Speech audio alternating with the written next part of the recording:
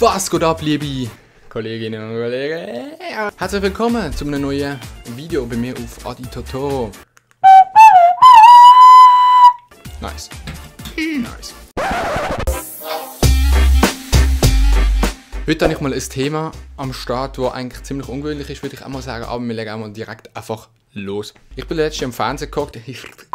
Habe eine Sendung geschaut auf SRF 2 und fragt mich nicht, wieso ich am 5 Uhr auf SRF 2 eine Sendung schaue, wo es um ein Bytes geht. Also die Sendung hat jetzt nicht geheißen Mini-Bytes, Dini-Bytes. Nein, so hat es jetzt gar nicht geheißen.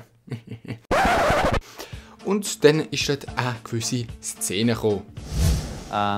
Unsere Konzeptidee ist, dass wir verschiedene Möglichkeiten anbieten, wie zum Beispiel Fleisch. Nein! Fleisch in einem Restaurant, hey Digi, das hätte ich jetzt nie gedacht. Hört dir das mal an.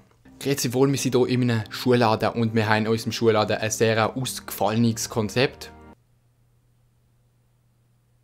Wir verkaufen Schuhe. And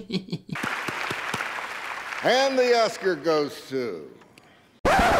Digi, es ist schon klar, wenn du ein Restaurant hast, dass du Fleisch verkaufst. Und für das ausgefallene Konzept gibt es auf jeden Fall schon mal den Win der Woche.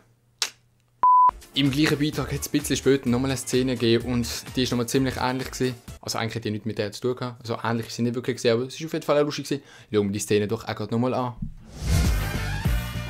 Chef, da haben wir eine kleine Überraschung für dich. Hey Miriam! Ja, salut! Wie schön, dich wieder zu sehen. Ey Miriam, schön dich wieder zu sehen. Ist das nicht wunderbar? Ist das nicht? And the Oscar... Und übrigens, das Mikrofon, wer dort angesteckt hat. Das hat sich ganz von allein angesteckt und er hat auf jeden Fall nicht gewusst, dass die Miriam wird kommen.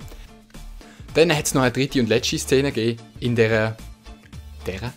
Dann hat es noch eine dritte und letzte Szene gesehen... Dann hat es noch eine dritte und letzte Szene gegeben in dem Beitrag, wo auch ziemlich... Doch Grammy verdächtig war. Wir schauen uns das doch gerade nochmal an. Ja. Chef Olivier ist für mich eigentlich mein Partner. Also ich sehe ihn als mein wichtigster Partner, ist auch der einzige. Ja, nein. Jungs, nein. Nee. Das ist meine Nasenflöte. Es ist wirklich eine sehr gute Nasenflöte. Sogar, wenn nicht sogar meine beste Nasenflöte. Ist halt aber auch meine einzige Nasenflöte. Digga, wenn du nur einen Ansprechpartner hast, dann kann es ja nur der beste Ansprechpartner sein. Nehmen wir mal an, du bist in der Schule und bist zum Beispiel im Französisch und schreibst halt eine 3,5, würde ich jetzt mal sagen, als ersten Test im Semester und bekommst einen Druck und dann gehst du heim und sagst, ey, habe eine 3,5 geschrieben, ist meine beste Note, aber meine einzige. So, das war es von dem Video, wir sehen uns beim nächsten Video und jetzt spiele ich noch ein Lied auf der Nasenflöte.